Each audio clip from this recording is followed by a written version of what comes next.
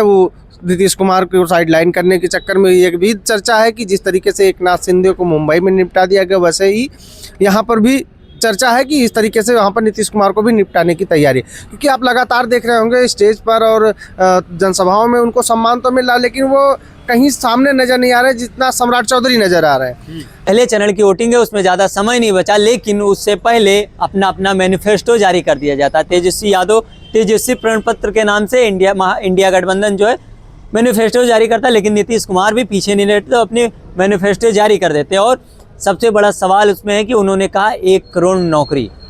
उसी पर सम्राट चौधरी जो उप मुख्यमंत्री हैं कहते हैं हर घर नौकरी की बात करते हैं, तो इतना पैसा कहाँ से लाएंगे नौकरियाँ?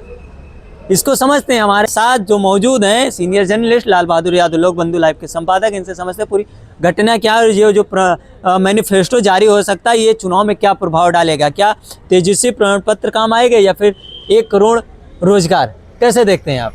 देखिए, आपने बात की मैनिफेस्टो की, तो सबसे पहले मैं मैनिफेस्टो पे बात कर लेता हूँ।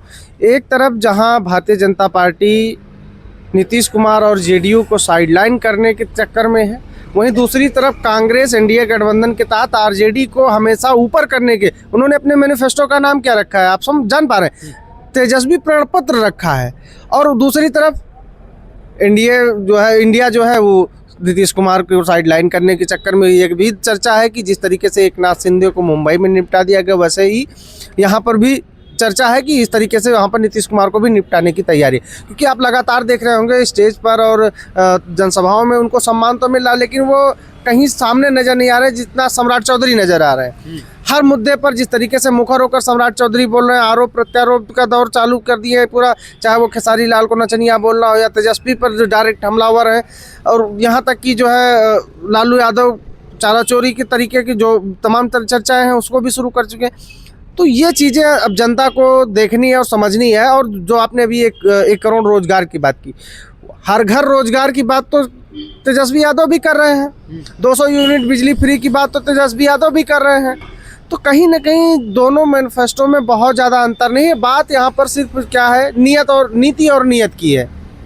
तो जो नीति और नीयत ये आपको एनडीए गठबंधन की वहाँ से 20 साल से सरकार चल रही है और कहा जाता है कि ये सुशासन बाबू की सरकार है, और लगातार वहाँ पर हत्या, रेप जैसी तमाम जो घटनाएं हैं वो आम बात है। बिहार में आपने देखा होगा अभी हॉस्पिटल का वीडियो। मैं आपकी बात काटता हूँ, लेकिन एक तरफ तेजस्वी यादव हर घर नौकरी की बात करते हैं और नीतीश कुमार 1 करोड़ नौकरी की बात करते हैं। वही जो मुख्यमंत्री है सम्राट चौधरी वो कह रहे हैं इतना पैसा लाएंगे कहाँ। ये एक आरोप तेजस्वी यादव पर नहीं, ये फिर कहीं ना कहीं आरोप नीतीश कुमार के ऊपर है, कहाँ से इतना पैसा? बिल्कुल बिल्कुल, मैं वही कहना चाह रहा था कि जिस तरीके से ये वही बात है जो अभी मैंने कहा कि जिस तरीके से चर्चा है कि नीतीश कुमार को साइडलाइन, अब उनके मैनिफेस्टो पे सवाल खुद अगर वहाँ के उप मुख्यमंत्री उठा रहे हैं, भारतीय जनता पार्टी के उप मुख्यमंत्री उठा रहे हैं, वो तेजस्वी पर भी सवाल है तो साथ में उनके ऊपर भी सवाल है। क्योंकि जिस तरीके से वो हर घर नौकरी की बात कर रहे हैं, एक परिवार एक नौकरी की बात कर रहे हैं, वैसे वो 1 करोड़ नौकरियों की बात कर रहे हैं। तो वैसे में तो भारतीय जनता पार्टी जब सत्ता में आई थी तो भी उसने कहा था कि हम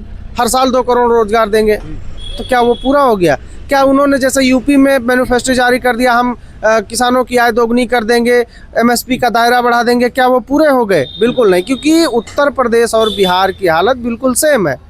ये भी हालत सेम है, लेकिन वहीं पर नीतीश कुमार ये भी कह रहे हैं 2005 से पहले बिहार के अंदर शिक्षा, स्वास्थ्य, ये सारी व्यवस्थाएं नहीं थी, ना कानून व्यवस्था था, जंगल राज था और पलायन की समस्या थी। हमारी सरकार बनी, हमने इन पर काम किया, आगे और भी काम करेंगे। तो अब आपको क्या बताएं, आप देख रहे होंगे क्या पलायन की स्थिति बदल गई है? पलायन नहीं है क्या? शिक्षा बदल गई? 2-2, 3-3 साल से कोर्स लेट चल रहे हैं, क्या वो बदल गया? नहीं, ऐसा नहीं है। ये आप कह लीजिए कि जिस तरीके से कहा जाता है कि एक विकास की भी एक रफ्तार होती, बिहार जैसे पिछड़े राज्य को, चाहे वो लालू यादव जी की सरकार रही हो, और अभी बीच में आपने देखा जो तेजस्वी यादव 17 महीने के लिए उप मुख्यमंत्री थे, रोजगार उन्होंने तो यूपी के कितने युवाओं को रोजगार दिया, जो बिहार के कितने रोजगार दिया। तो ये चीज़ें ये सामने हैं, इसको आप साइडलाइन करिए। हम लोग इस बात पर चर्चा करें ये उचित नहीं बनता, क्योंकि हम लोग दोनों चीज़ों को देख रहे हैं। एक तरफ जिस तरीके से नीतीश कुमार वादा कर रहे हैं, वादे क्या 2020 में चुनाव हुआ था तब वादा नहीं हुआ था, या 2015 में चुनाव हुआ था तब वादा नहीं हुआ था, या 2010 में चुनाव हुआ था तो वादा नहीं हुआ था। तो ये तो वादों, देखिए ये सरकारें हैं, ये राजनीति है, वादा कर, लेकिन जमीन पे किसने उतारा है ये चीज मायने रखता है, और ये जनता बिहार की बखूबी समझ रही है। तो आपको क्या लगता है कि बिहार की जनता तेजस्वी यादव के मैनिफेस्टो पर भरोसा करेगी या फिर नीतीश कुमार के मैनिफेस्टो पर भरोसा करेगी? अब ये तो जनता अगर जागरूक है, उसको विकास चाहिए, तो वो खुद तय करेगी। मैं एक पत्रकार की हैसियत से मैं ये नहीं कह सकता कि वो किस पे भरोसा करे। जनता वहाँ की बिहार की समझदार है, क्योंकि वो प्रताड़ित है, शोषित है, पीड़ित है, वंचित है। वो ज़्यादा समझदार है, क्योंकि जो झेलता है, वो कहा, एक कहावत है ना गांव में, वो कहा जाने पीर पराई जी के पाँव फटी बेवाई।